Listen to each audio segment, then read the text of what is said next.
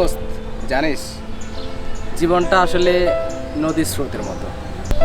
কেন কাদা কাদা? আরে দূর বেটা, মানে প্রবাহিত, থেমে থাকলেই পচে যায়। আমি তো থেমে থাকতে পছন্দ করি, বিশেষ করে সকালে ঘুম থেকে উঠতে ইচ্ছা করে না। আরে দূর বেটা, তুই কি জীবন নিয়ে কখনো সিরিয়াস হবি না? হ্যাঁ, আমি একবার খুব সিরিয়াস ছিলাম। কবে দোস্ত? যেদিন ম্যাডাম বলেছিল কাল টেস্ট, ভেবেছিলাম সত্যি ভালো কিছু করবো। তাই নাকি বন্ধু? তারপর বুঝলাম ভালো কিছুই মানে দিন দুপুরে ভরপুর ঘুম। আচ্ছা বন্ধু, তোর ভবিষ্যতের প্ল্যান কি বললি না তো? আমার তো প্ল্যান খুব ক্লিয়ার। আচ্ছা প্ল্যান কি বল? রেজাল্ট খারাপ হলে ব্যবসা করব, আর মাঝারি হলে চাকরি, আর যদি একবারে ফেল করি বন্ধু তাহলে কি করবি? তাহলে আরাফাতকে ফলো করে ইউটিউবার হব।